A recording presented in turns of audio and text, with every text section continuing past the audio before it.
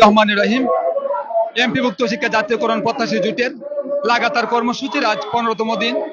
আপনারা জানেন, বাংলাদেশের 5 লক্ষ এমপিভুক্ত শিক্ষক পরিবার দীর্ঘদিন থেকে তাদের আর্থিকভাবে তারা নিপীড়িত, নির্যাতিত, নিষ্পেষিত।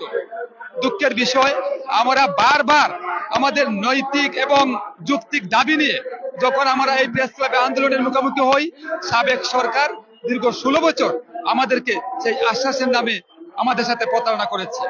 আপনারা ইতিমধ্যে দেখেছেন, এমপিভুক্ত শিক্ষা জাতীয়করণ প্রত্যাশী জোটের এই লাগাতার কর্মসূচির আজ 15তম দিনে আমরা আশা করছিলাম অন্তর্বর্তীকালীন সরকার, যেহেতু বৈষম্য নিরসনের সরকার, মানুষের দুঃখ দুর্দশা নিরসনের সরকার, কিন্তু দুঃখের বিষয় এই বাংলাদেশের 5 লক্ষ এমপিভুক্ত শিক্ষক পরিবার এই প্রেস ক্লাবে এসে আজ 15 দিন যাবৎ খেয়ে না খেয়ে নিজের জীবন অর্থাৎ শ্রম বিসর্জন দিয়ে নিজের অধিকার আদায়ের জন্য, নিজের যৌক্তিক দাবি আদায়ের জন্য, নিজের ন্যায্য দাবি আদায়ের জন্য এই প্রেস ক্লাবে এসে বারবার মাননীয় অন্তর্বর্তীকালীন সরকারের কাছে তাদের যৌক্তিক দাবিগুলো তুলে ধরার জন্য চেষ্টা করতেছে। কিন্তু দুঃখের বিষয়, আমরা এখনো সুস্পষ্ট কোনো আশ্বাস, কোনো কিছু আমরা পাইনি। আমাদেরকে বারবার আশ্বাসের নামে যে প্রতারণা করার যে সিস্টেম সাবেক সরকার আমাদেরকে দিয়ে গিয়েছিল, অন্তর্বর্তীকালীন সরকারের কাছে আমাদের সেই আশঙ্কা এখনো রয়ে গেছে। আমরা জানি না আমাদের সেই আশ্বাস কবে বাস্তবায়ন হবে। আমরা চাই অন্তর্বর্তীকালীন সরকার, বৈষম্য নিরসনের সরকার, দুঃখ দুর্দশা এবং এই প্রত্যেকটা জাতির তার ন্যায্য অধিকার আদায় এবং প্রতিটা যৌক্তিক অধিকার আদায় করার জন্য এই অন্তর্বর্তীকালীন সরকারের কাছে আমরা কিন্তু সবিনয় বারবার অনুরোধ করেছিলাম। কিন্তু দুঃখের বিষয়, এই সরকার এখনো আমাদেরকে সুস্পষ্টভাবে লিখিত কোনো ঘোষণা এখনো দেননি। আপনারা ইতিমধ্যে জানেন, আমাদের এমপিভুক্ত শিক্ষা জাতীয়করণ প্রত্যাশী জোটের লাগাতার কর্মসূচির যে কর্মসূচিগুলো আমাদের ছিল, march to Sachibalay, march to Jamuna, march to Shiksha Bhaban, প্রত্যেকটা জায়গায় পুলিশ আমাদেরকে বাধা দিয়েছে। আমরা তখনও আইনের প্রতি শ্রদ্ধাশীল ছিলাম, এখনো আছি। আপনারা ইতিমধ্যে দেখেছেন, গতকাল আমাদের এমপিভুক্ত শিক্ষা জাতীয়করণ প্রত্যাশী জোটের মার্চ টু সেক্রেটারিয়েট অর্থাৎ মার্চ টু সচিবালয়ে আমরা আমাদের ন্যায্য দাবি নিয়ে স্লোগানে হাজার হাজার শিক্ষকরা যখন আমরা সচিবালয় অভিমুখে হয়েছি, আমাদের দুঃখের বিষয়, পুলিশ আমাদেরকে ব্যারিকেড দিয়ে এই শান্তিপূর্ণ স্লোগানে আমরা পুলিশ ব্যারিকেডের সামনে আমরা যখন আমাদের যৌক্তিক দাবিগুলো স্লোগানে আমরা বলে যাচ্ছিলাম, এই শান্তিপূর্ণ মিছিলের মাধ্যমে অন্তর্বর্তীকালীন সরকারের প্রশাসন বিভাগের মাননীয় পুলিশগুলা আমাদেরকে অতর্কিতভাবে যেভাবে আমাদের জাতি গড়ার মহান কারিগরদের উপর হামলা করেছে, আপনারা ইতিমধ্যে দেখেছেন। বিভিন্ন মিডিয়ায়, বিভিন্ন সোশ্যাল মিডিয়ায় বিভিন্ন ভাবে আপনারা দেখেছেন যে আমাদের জাতি গড়ার মহান কারিগরদের উপর এই নক্করজনক হামলা সাবেক সরকারের ফ্যাসিবাদী পুলিশগুলা যেভাবে মানুষকে নির্যাতন করতো, নির্মম কায়দায় যেভাবে মানুষকে নির্যাতন করতো, এই পুলিশগুলা সেম ফ্যাসিবাদী আচরণ করে, ফ্যাসিবাদী কায়দায় আমার ভাইয়ের উপর লাথি মেরে বিভিন্ন ভাবে তাপ্পড় মারে, গালের মধ্যে তাপ্পড় মারে। ওনারা যেভাবে নির্মম কায়দায় নির্যাতন করেছে, আমরা 5 লক্ষ এমপিভুক্ত শিক্ষক পরিবার এর তীব্র নিন্দা এবং প্রতিবাদ জানাচ্ছি। অনতিবিলম্বে এই হামলাকারী পুলিশগুলো যারা এই নিরীহ শিক্ষকের উপর নির্মম কায়দায় নির্যাতন করেছে, অনতিবিলম্বে এদের যদি প্রত্যাহার করা না হয়, আমরা কঠোর থেকে কঠোর কর্মসূচিতে বাধ্য হব।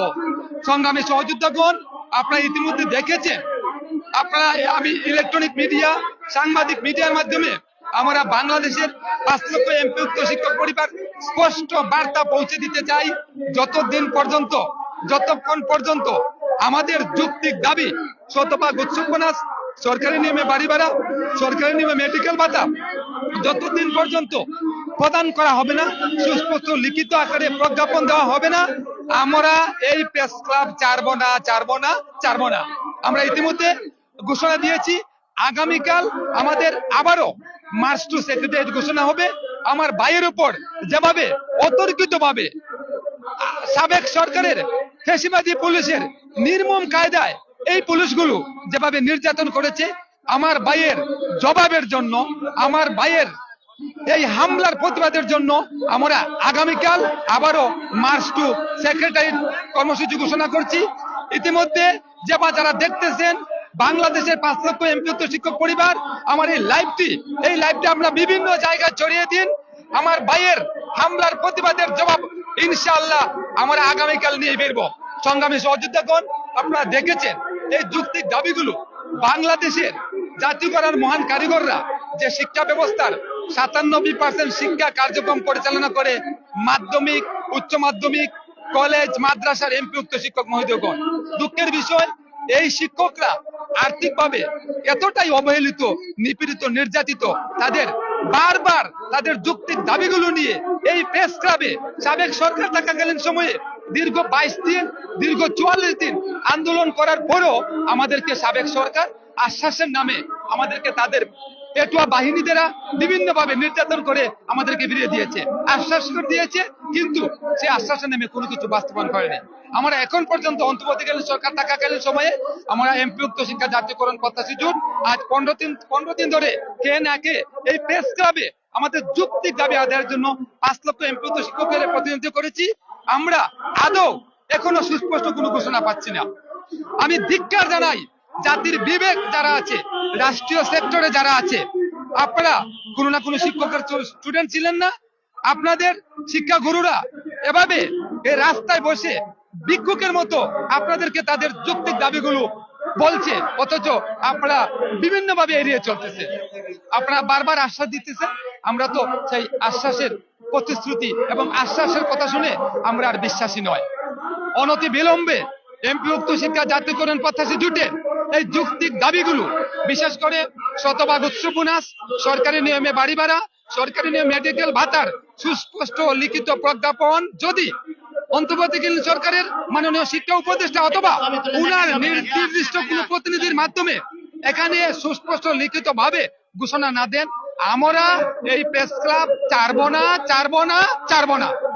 আমি আবারও বাংলাদেশে 5 লক্ষ এমপিওক্ত শিক্ষক পরিবারের সংগ্রামে সহযোদ্ধাগণ, অনেকেই অনলাইনে আমাদেরকে সহযোগিতা করেছেন, আপনারা দয়া করে ঘরে বসে না থেকে আমার ভাইয়ের উপর গতকাল যেভাবে সাবেক সরকারের ফ্যাসিবাদী পুলিশের নির্মম কায়দায় আমার ভাইয়ের উপর যেভাবে নির্মম ভাবে লাঠি মেরেছে, থাপ্পড় মারেছে, এর তীব্র নিন্দা এবং প্রতিবাদ জানাই।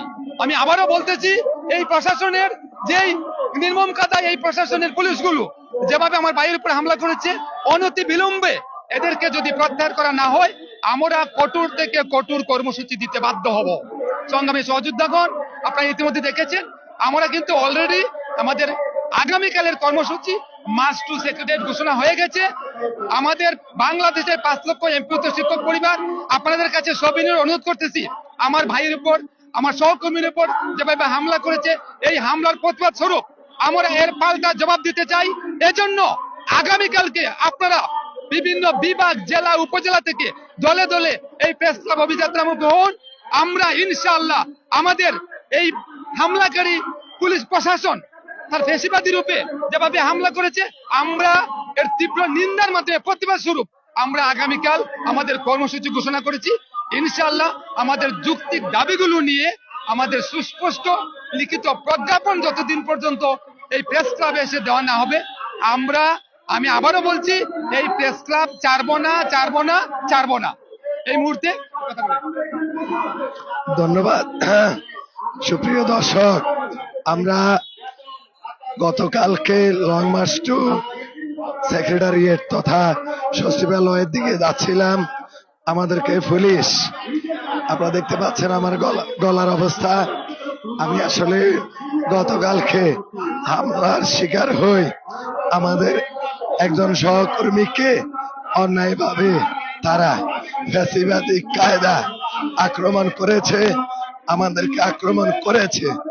তার প্রতিবাদ স্বরূপ আজকে সমগ্র বাংলাদেশে জেলা উপজেলা পর্যায়ে বিক্ষোভ কর্মসূচি পালিত হচ্ছে।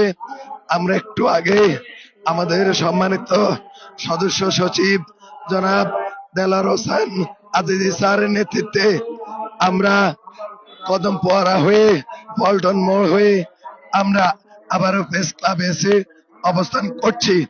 আগামীকালকে আবারও আমরা প্রেস ক্লাব টু সেক্রেটারিয়েট তথা সচিবালয়ে আমরা আবারও বিক্ষোভ কর্মসূচি পালন করব। সেই জন্য বাংলাদেশের আনাচে কানাচে প্রত্যেক প্রতিষ্ঠান থেকে আগামীকালকে দুপুর 12:30 আগে সর্বোচ্চ সংখ্যক উপস্থিতি আমরা কামনা করছি। আমাদের দাবিগুলো যৌক্তিক, ওনারা বারবার করে বলেছেন আমাদের দাবিগুলো যৌক্তিক, কিন্তু আমাদেরকে লিখিত কোনো প্রজ্ঞাপন দিচ্ছেন না। সম্পূর্ণ ষড়যন্ত্র উদ্দেশ্য প্রণীত ভাবে আমাদের সাথে একটা প্রবঞ্চনা করছেন।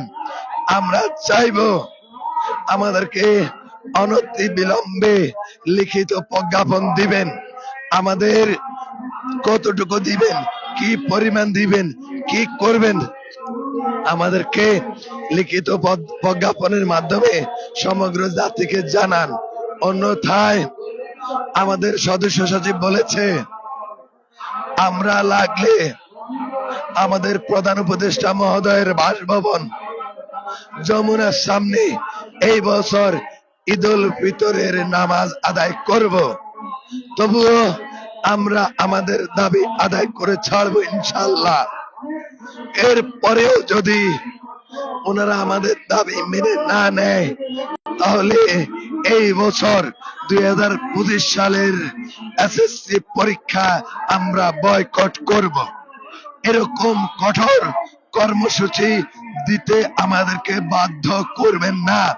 যদি আপনারা চান তাহলে আমরা আমাদের কঠোর কর্মসূচি দিতে বাধ্য হব। আশা করছি আপনাদের শুভবুদ্ধি উদয় হবে। আমরা আর আজকে 15তম দিন এই প্রেস ক্লাবে অবস্থান করছি। আমরা যেন আমাদের বিদ্যাপীঠে ফিরে যেতে পারি, আমাদের সন্তানদেরকে সুশিক্ষায় শিক্ষিত করতে পারি। আপনারা জাতির পালস বুঝতে পারছেন। এরপরে ছাত্র, শিক্ষক, অভিভাবক যখন রাস্তায় নেমে পড়বে, তখন আপনারা আপনাদের চেয়ার রক্ষা করতে পারবেন না। আপনারা দেখেছেন কিভাবে এই জাতি তাদের দাবি আদায় করেছে। আমরা চাই না আপনারা আমাদেরই সরকার, আপনারা বিপ্লবীদের সরকার, আপনারা আমাদের দাবি মেনে নিন। অন্যথায় আপনারা কে বা কারা, আমরা এটা মানব না। আমরা আমাদের দাবি, এটা প্রাণের দাবি, এটা সমগ্র জাতির মৌলিক অধিকারের দাবি। আমরা চাইবো অচিরে আমাদের দাবিগুলো মেনে নিয়ে লিখিত প্রজ্ঞাপন দিয়ে আমাদেরকে আমাদের ঘরে ফিরে যেতে সহযোগিতা করবেন। ধন্যবাদ।